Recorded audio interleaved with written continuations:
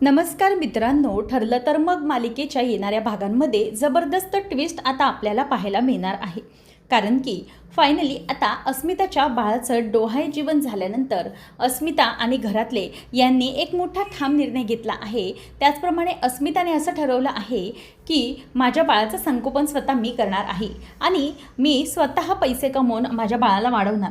त्यातच आता सचिनने अचानक बारशाच्यामध्ये एंट्री मारल्याने पुन्हा एकदा नवीन संकट येणार आहे. त्याचप्रमाणे आता सायलीच्याही पायावरचं तुळशीपत्र त्या दरम्यान आता सर्वांनाही दिसणार आहे.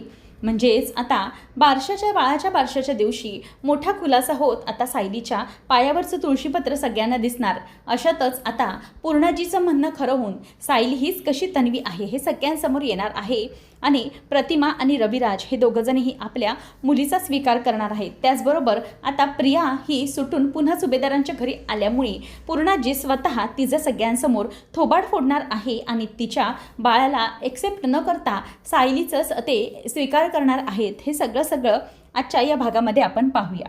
आतापर्यंत आपण मालिकेमध्ये पाहिलं की सायलीने अगदी घरात गेट टुगेदर करण्यासाठी बाळाच्या बारशाचंच एक निमित्त ठेवून बाळाच्या बारशाच्या सगळ्या काही गोष्टी करण्याच्या ठरवलेल्या आहेत.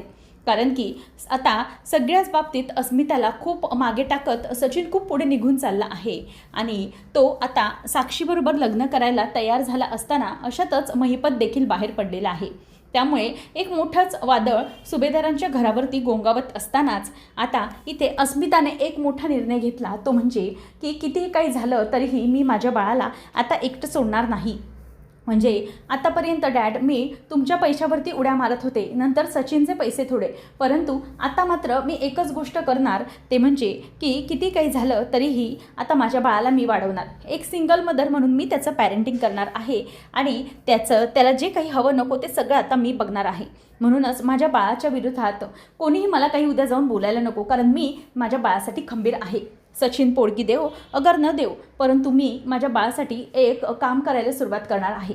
तेव्हा कल्पना म्हणते की तू अजिबात काळजी करू नकोस, आम्ही अख्खं कुटुंब तुझ्या मागे उभं आहोत. सायली पण म्हणते की हो, अजिबात काळजी करू नका अस्मिताताई, मी आहे तुमच्याबरोबर, तुम्हाला घाबरण्याची काहीच गरज नाही, सगळं काही व्यवस्थित होईल, तुम्ही नका चिंता करू. आणि अस्मिताला बाळासाठी स्वतःच्या वॉकर घ्यायचा असतो, तेही तिच्याकडे पैसे नसल्यामुळे तिने तो कॅन्सल केलेला असतो आणि सायली आणि अर्जुनला ते समजल्यामुळे आता सायली आणि अर्जुन दोघांनीही ते ठरवलेलं असतं आणि वॉकर जो असतो तो तिच्यासाठी म्हणजेच बाळासाठी घेऊन आलेले असतात. आणि यामुळे अस्मिताला खूप आनंद झालेला असतो. अस्मिता म्हणते की मला ना याचं काहीच वाईट वाटत नाही की माझ्या बाळाला त्याचे वडील जवळ नाही आहेत. माझ्या बाळासाठी आई आणि बाप दोघंही मी होणार आहे. त्याशिवाय आम्हाला या घरातले म्हणजेच माझ्या माहेरातले काही कमी पडू देणार नाही. मला माहिती आहे बाळा, तुझे हे जे काही मामा मामी आहेत ना आणि बाकीचे घरातले तुझे आजी आजोबा आणि बाकीचे सगळे ना तुला काहीही कमी पडू देणार नाहीत. तू फक्त एकच आदर्श ठेव, ते म्हणजे तुझ्या मामाचा. कारण की किती काही झालं तरीही एक आदर्श सगळ्या गोष्टीचे नाती कशी निभवायची हे तुझ्या मामांकडून शिक, तुझ्या वडिलांकडून शिकू नको, असं आता अस्मिता ही बाळाला समजावते. त्याच वेळेला अश्विनलाही खूप वाईट वाटत असतं खरं तर, कारण की त्याला सेम स्वतःच्या बाळाबद्दल वाटत असतं. कारण की प्रियाच्या पोटातही बाळ वाढत असतं आणि प्रियाच्या पोटातलं वाढतं बाळ हे जर प्रियासारखं झालं तर मात्र ते बाळ हे माझं नसावंच अशी काहीतरी इच्छा ही अश्विनच्या मनामध्ये निर्माण होत असते. त्यामुळे अश्विन हा खूपच वाईट पद्धतीने विचार करत असतो. त्यानंतर मग आता अर्जुन म्हणतो की हे बघा, सगळं काही होईल व्यवस्थित, तुम्ही अजिबात चिंता करू नका. मग त्यानंतर अर्जुन हा अश्विनकडे बघतो आणि त्याला शांत राहायला सांगतो. कारण की अश्विनच्या मनामध्ये जे काही वादळ निर्माण होत असतं ते फक्त आणि फक्त अर्जुन जाणत असतो.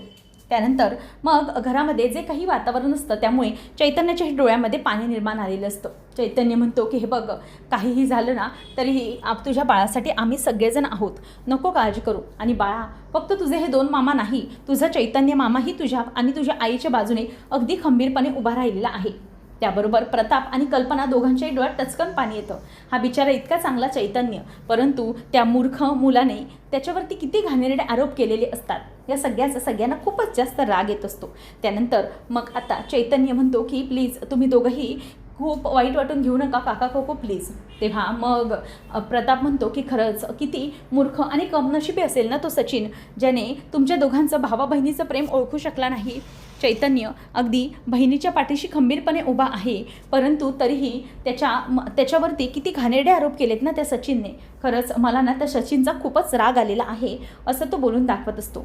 त्यानंतर मग आता पूर्णाजी म्हणते की होईल, सगळं व्यवस्थित होईल, अजिबात काही काळजी करू नका. आणि अस्मिता, ही तुझी आजी पण तुझ्या बाजूने आहे, तुझ्या माझ्या या पतवंडाची मी अजिबात काळजी सोडणार नाही असं म्हणून सगळेजण बाळाच्या मागे अगदी खंबीरपणे उभे राहिलेत. आणि प्रतिमाही म्हणते की हे बघ, अजिबात घाबरू नकोस, मी आहोत, सुमन आहोत, तुला उंच भरारी घेण्यापासून कोणीही रोखू शकणार नाही. आता अस्मिता, तू खरंच खूप चांगलं काम करतेस, स्वतःच्या बाळासाठी उभी राहतेस भक्कमपणे.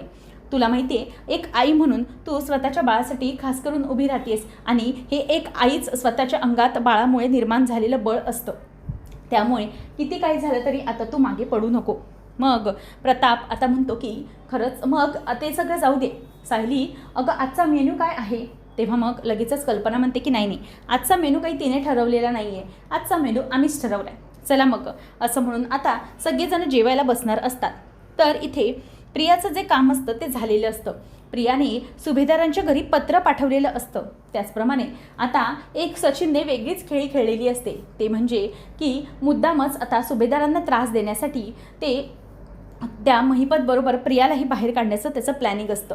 म्हणजे बाहेर आल्यानंतर आता सुभेदारांच्या आणि अर्जुनच्या संकटांमध्ये वाढ निर्माण करण्यासाठी सचिन हा जाऊन तिथे भेटलेला असतो. ते म्हणजे परंतु त्यांना भेटायला आलेले मला जाऊन अश्विन भेटायला आलाय, सचिन व सुभेदार सचिनला भेटायला आले असते. प्रियाला जबरदस्त धक्का बसतो, कारण की सचिन हा अचानक कसा भेटायला आला याचं तिला काहीही भान नसतं.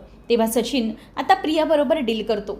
ते म्हणजे की मला एक गोष्ट माहीत पडली आहे की तू प्रेग्नंट आहेस, ओके, तर या सगळ्या गोष्टीचा फायदा घेऊन मी तुला बाहेर काढू शकतो, परंतु मी जसं सांगेल तसं तुला करावं लागेल. सुभेदारांच्या बाबतीत मी जसं तुला सांगणार ना तसं तुला प्रत्येक गोष्टी कराव्या लागतील. जर तुला कबूल असतील तरच माझा वकील तुला बाहेर काढायला मदत करेल. त्यावेळेला मग आता प्रिया तयार होते आणि म्हणते की ओके, मी तयार आहे. तसंही माझ्या जीवनाचा एकच हेतू आहे, तो म्हणजे की सुभेदारांना बर्बाद करायचं. कारण की आता माझ्या हातात एक सुवर्ण संधी चालून आली आहे. काही का होईना त्या अश्विनचं बाळ माझ्या पोटात वाढत आहे आणि त्यासाठी त्या संधीचा फायदा घेऊन मी सुभेदारांच्या कुटुंबावरती मोठा घावा घालण्याचं ठरवलेलं आहे आणि त्यासाठी हे सगळं करावं लागेल आणि मी करेन. मग आता सचिनचा जो वकील असतो सरदेशपांडे, तो आता प्रियाला बाहेर काढण्याची सगळी प्रोसिजर सुरू करतो. आता अर्जुन आणि सगळ्या सुभेदारांच्या विरोधात महिपतच्या मागोमाग प्रियालाही बाहेर काढण्याचं काम सचिनने केलेलं असतं आणि तो त्या प्रोसेसमध्ये असतो. तर घरातले सगळे आता ठरवतात की चला, सगळा कार्यक्रम आता छानपैकी पार पडला, बाळाचं बारसं अगदी उत्तमरित्या पार पाडलं. हा स्मित जो आहे तो आपल्या घरामध्ये खूप मोठा आनंद घेऊन येणार आहे. आणि अस्मिता, आता अजिबात मागे वळून बघायचं नाही, सगळं काही व्यवस्थित होईल. तुला फक्त आता या बाळासाठी भक्कम व्हायचं आहे. आम्ही सगळेजण आहोत तुझ्याबरोबर. माहिती आहे हे सोपं नाही आहे, पण तरीही तुला हे करावं लागणारच आहे. कितीही काही झालं तरीही तू या सगळ्यामधून आता सुटू शकत नाही. एक आई म्हणून तुझी परीक्षा आता सुरू झालेली आहे. आता सायली पण या सगळ्यासाठी खूप तयार असते. अस्मिता म्हणते की बघितलंस का सायली, एक बाळ आपल्या आयुष्यात आल्यानंतर आपलं आयुष्य किती वेगाने पुढे जात असतं. त्यामुळे किती काही झालं तरीही सायली, तू पण आता अजिबात मागे वळू नकोस, सगळ्या गोष्टीने अगदी खंबीर राहा. आणि सायली ठरवते की हो, किती काही झालं तरी मीही माझ्या बाळासाठी अगदी आनंदाने उभी राहणार आहे. आता अस्मिता म्हणा किंवा सायली म्हणा, सगळेजण आता आपापल्या बाळासाठी खूप असे खंबीर झालेले पाहून पूर्णाजी म्हणते की वा, म्हणजे आम्ही यावेळेला तुम्ही जेव्हा हा प्रताप किंवा माझ्या पोटामध्ये होते तेव्हा आम्ही हा विचारच केला नव्हता. खरंच खूप छान आहे हे सगळं. म्हणजे आजकालच्या मुली बाळाला पाहूनच इतकं छान सगळं करतायत, ते आम्हाला पाहून खूप आनंद होतोय खरं तर. तेव्हा तितक्यातच सचिन तिथे आलेला असतो आणि सचिन हे सगळं पाहतो आणि म्हणतो की वा रे वा, म्हणजे इथे मस्त आनंद चालू आहे. काय गं अस्मिता, आपल्या बाळाचं बारसं होतं ना, हा माझाही मुलगा आहे ना, तर मग मला बोलवावंसं नाही वाटलं का? तेव्हा अस्मिता ही त्याच्याकडे रागाने बघून म्हणते की का, तुला का बोलवायचं मी, तुझा आणि माझा आता संबंध नाही आहे. तेव्हा तो म्हणतो की एक मिनिट, अजूनही आपला कोर्टामधून घटस्फोट झालेला नाही आहे, म्हणून आता कायदेशीर का होईना मी तुझा नवरा आणि या बाळाचा बाप अजूनही आहे. आता सचिन म्हणतो की तू मला बोलवायला हवं होतंस ना, काय नाव ठेवलंस बाळाचं? स्मित. म्हणजे वा, तुझ्या माहेरच्यांनी तुझ्याच नावावरून बरोबर तुझ्या बाळाचं नाव ठेवलं आहे गं, असं म्हणून तो मुद्दामच टोमणा मारत असतो. तेव्हा आता सायली म्हणते की हो, अस्मिता ताईच्याच नावावरून आम्ही बाळाचं नाव ठेवलं आहे आणि मीच ठेवलं ना, काय बोलायचं आहे तुम्हाला सांगा. आणि सचिन इथून ना आता चालता हो, असं सायली त्याला दरडावते आणि म्हणते की किती काही झालं ना तरीही या बाळाचं नाव हे अस्मिता ताईवरूनच असायला हवं, कारण तुझ्यासारखा नीच माणूस हा या बाळाचं नाव देण्याच्या लायकीचा नाही आहे, असं आता अस्मिता देखील त्याला बोलून दाखवते. त्यामुळे सचिन म्हणतो की ठीक आहे, आता किती काही बोलायचं आहे ते बोल, परंतु एक गोष्ट कायम लक्षात ठेव की आता तुला या बाळाच्या जवळही येता येणार नाही आहे. आपला कोर्टामधून घटस्फोट झाला आहे, त्यामुळे आता अजिबात पुढे पुढे करायचे नाही. त्यानंतर मग आता सायली ही किती काही झालं तरीही बोलते की तुम्ही ज्या काही गोष्टी ठरवताय, फेस करताय, त्या गोष्टी मला अजिबात न पटण्यासारख्या आहेत. कल्पना म्हणते की आता इथून सचिन चालता हो, आमच्या चांगल्या कार्यक्रमात दुधात मिठाचा खडा अजिबात टाकायचा नाही. आता अस्मितालाही त्याचा खूप राग आलेला असतो. परत सचिन बोलून दाखवतो, वा म्हणजे चैतन्य आहेच इथे वाटतं, बरं आहे, चांगलं आहे, म्हणजे बाळाच्या खऱ्या बापाला नाही तर दुसऱ्या बापाला तर. असं बोलल्यानंतर आता सचिनला अस्मिता ओरडते आणि म्हणते की तुझं थोबाड बंद कर सचिन. आणि त्यानंतर अर्जुन म्हणतो की सचिन तुला आता इथून मार खाऊन जायचं आहे का? आम्हाला खरं तर आजच्या चांगल्या दिवशी आम्ही खूप खुश आहोत, कारण की आमच्या भाच्याचं बारसं झाले, पण जर तुला मार खायचाच असेल त्याच दिवशी तर मग सांग तसं. तेव्हा सगळेजण त्याच्यावरती अगदी बरसून पडलेले असतात. सचिन म्हणतो की जातोय, पण एक गोष्ट नक्की की आता तर मी पूर्णपणे बघून गेले की हा जो चैतन्य आहे तो कुठल्या आणि काय कारणांसाठी इथे येतोय ते. पण मी एक गोष्ट कायम लक्षात ठेवली, किती काही झालं ना तरीही मी तुमच्यावरचं हे जे काही आरोप आहेत ना ते कोर्टात सिद्ध करून राहणार म्हणजे राहणार. तेव्हा त्यानंतर मग आता मुद्दाम तो जाता एक जे ताट असतं ते ताट जोरात उडवतो. ते ताट जाऊन आता सायलीच्या पायावरती पडतं आणि ते पडल्यावरती ती आई ग अशी जोरात ओरडते. तेव्हा सगळेजण तिच्याकडे धावत जातात, कारण की आता सायली प्रेग्नंट आहे ही गोष्ट तर सचिनला माहिती नसते. त्यामुळे आता सचिन तिथून तसाच निघून जातो. तेव्हा अस्मिता आता बाळाला पटकन विमलकडे देते आणि म्हणते की काय झालं तुला? थांब अगं काय झालं सायली? असं म्हणून आता सगळेजण तिला बघायला जातात. तेव्हा अर्जुन भयंकर चिडतो आणि म्हणतो की तुला लाज नाही वाटत का? आता तो जोरात आता सचिनच्या कानाखाली देखील वाजवून देतो आणि म्हणतो की जर माझ्या बायकोला काही झालं ना तर बघ मी तुला बघीनच. तेव्हा आता सगळेजण तिच्याकडे धावत जातात. सचिन पण विचार करतो की बापरे, म्हणजे मी हे केलं खरं, पण नक्की या सायलीची इतकी सगळेजण का काळजी घेत आहेत? तिचा काही प्रॉब्लेम तर नाही ना? असं म्हणून आता सचिनच्याही डोक्यामध्ये वेगळे विचार सुरू होतात. आता कल्पना म्हणते की सचिन आता तू जर इथून गेला नाहीस ना तर आम्ही पोलीस बोलवू, समजलं? निघ इथून चल. असं म्हणून आता सचिनला ते ओरडतात. अक्षरशः आता सचिनवरती आग पाखड झाल्यामुळे त्याला पळून जावं लागतं. सायली ही आई ग आई असं ओरडत असते, कारण की तिच्या पायावरती जोरात ती पूजेची थाळी पडलेली असते आणि दिवा पण पेटता पडल्यामुळे आता तिच्या पायाला जरासं भाजलेलंही असतं. त्यामुळे सायलीला आता ते सगळेजण तिथे बसवतात बाजूला. आणि मग अश्विन म्हणतो की एक मिनिट सायली बहिणी, मला जरा तुझा पाय बघू दे, मग मी ठरवतो काय करायचं ते. त्यामुळे आता सायलीला तो पाय पुढे करायला सांगतो. त्याच वेळेला आता सायलीच्या पायावरचं जे काही तुळशीपत्र असतं ते तुळशीपत्र आता सगळ्यांच्या नजरेस येतं. आता अश्विन म्हणतो की बघू तुझ्या तळपायाला लागल्यासारखं वाटतंय, त्यामुळे बघू तुझा पाय. आता त्याच वेळेला सायली तो पाय दाखवते आणि त्या पायाला हे तुळशीपत्राचं चिन्ह असतं. मग सगळे म्हणजेच प्रतिमा वगैरे सगळे आश्चर्याने बघतात आणि म्हणतात की हे काय सायली, तुझ्या पायाला तुळशीपत्र? तेव्हा सायली म्हणते की हो, हे माझ्या पायाचं तुळशीपत्र आहे आणि मला हे तुळशीपत्र हे लहानपणापासूनच माझी जन्मखून आहे. त्याच वेळेला आता इथे सगळ्यांसमोर एक प्रकारे सिद्धच होतं की सायलीच्या पायावरती तुळशीपत्र म्हणजे सायली ही खरी तन्वी आहे, हे आता सगळ्यांच्या लक्षात कुठेतरी आलेलं असतं. आता हे सगळं सायलीचं सत्य समोर आल्याबरोबर आता सचिनच्या कृपेमुळे प्रिया ही सुटलेली असते आणि त्याचमुळे प्रिया ही सुटल्यानंतर तिचा पुढचा टार्गेट असतो ते म्हणजे सुभेदारांच्या घरी येऊन तिच्या प्रेग्नेन्सीच्या बद्दलचा बॉम्ब फोडणं.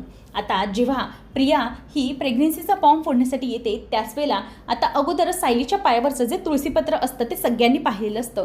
त्यामुळे आता अर्जुन आणि बाकीच्यांनी ठरवलेलं असतं की तन्वीच्याही पायावरती असंच तुळशीपत्र असतं. त्यामुळे सायलीला आता कुठेतरी खात्री पटत चाललेली आहे की मीच तन्वी तर नाही आहे ना, कारण तन्वीशी इतक्या सगळ्या गोष्टी माझ्या मॅच होत आहेत, तर मग मीच तन्वी नाही आहे ना, असं सगळं तिला आता जाणवत असतं. त्यामुळे आता पूर्णाजी ही जेव्हा प्रिया परत येते आणि सगळ्यांसमोर प्रेग्नेन्सीचा बॉम्ब फोडते त्याच वेळेला आता पूर्णाजी ही प्रियाचं कानफाड फोडते. आणि तू माझी तन्वी नाहीस आणि तू खोटारडी आहेस. आत्ताच्या इथून ताबडतोब बाजूला हो आणि तुझा मुलगा म्हणजे तुझं मूल हे कधीही सुभेदार कुटुंब स्वीकारणार नाही. त्यामुळे इथल्या इथे ताबडतोब निघायचं असं म्हणून प्रियाचं थोबाड आता इथे पूर्णाजीने फोडलेलं आहे. आणि सगळ्या गोष्टी आता इथे एक एक करून घरच्यांसमोर आल्यात. सायलीबद्दलचं, तिच्या प्रेग्नन्सीबद्दलचं सत्य, त्याचप्रमाणे ती तन्वी असल्याचं सत्य, सगळं आता समोर आलं आहे. नेमकं काय पुढे घडणार पाहणं रंजकतेचं ठरणार आहे. अशाच अपडेटसाठी चॅनलला सबस्क्राईब करा. धन्यवाद.